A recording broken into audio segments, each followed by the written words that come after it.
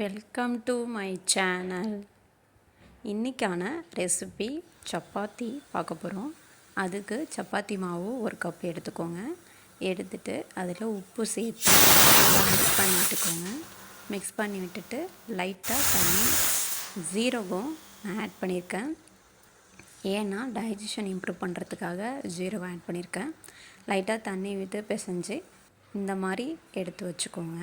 இந்த மாதிரி நல்லா பிசைஞ்சிக்கோங்க. நல்லா கையை வச்சு நல்லா பிசையும் போது தான் அந்த சாஃப்ட்னஸ் கிடைக்கும். அதனால் நல்லா பிசைஞ்சு எடுத்துக்கோங்க. இது ஒரு 10 மினிட்ஸ் இருக்கட்டும். அதுக்கப்புறம் நம்ம இந்த மாதிரி உருண்டை பிடிச்சிக்கலாம்.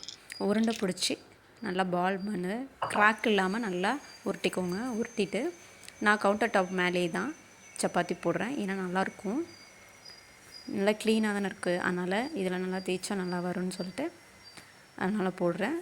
கையெல்லாம் இந்த மாதிரி ப்ரெஷ் பண்ணி விட்டுட்டு அதுக்கப்புறம் ரோலர் வச்சு நல்லா தீத்திக்கோங்க. நல்லா இந்த மாதிரி தீத்திட்டு இப்போது நான் வந்து தோசை ஊற்றுற கல்லே தான் போடுவேன். தனியாக அதுக்குன்னு வச்சுருக்க மாட்டேன். தோசை அயன் பேன் தான். அதனால் இதில் நம்ம தோசை சப்பாத்தி எதுவாக இருந்தாலும் இதில் பண்ணி சாப்பிடும்போது நல்லா ஹெல்த்தியாக இருக்கும். அதனால் நீங்கள் இந்த மாதிரி ட்ரை பண்ணுங்கள். ஒரு பக்கம் ஹீட் ஆகி லைட்டாக கலர் சேஞ்ச் ஆனே ஆப்போசிட் சைட் போட்டுருங்க. அதுக்கப்புறம் ஆயில் ஊற்றுனீங்கன்னா தான் நல்லா சூப்பராக இருக்கும் சாப்பிட்றதுக்கு.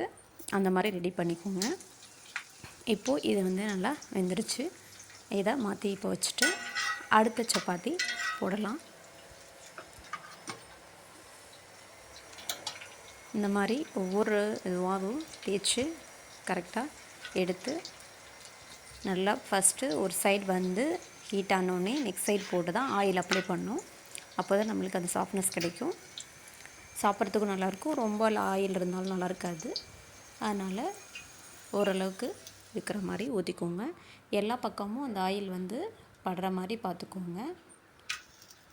இந்த மாதிரி ஒவ்வொரு சப்பாத்தியாக போட்டு அது உள்ளே இருக்கிற அந்த குமின் சீட்ஸ் நல்லாயிருக்கும். நம்ம சாப்பிடும்போது ஒரு வாயிலையும் அந்த டேஸ்ட் நம்மளுக்கு ஃப்ளேவர் இருக்கும்.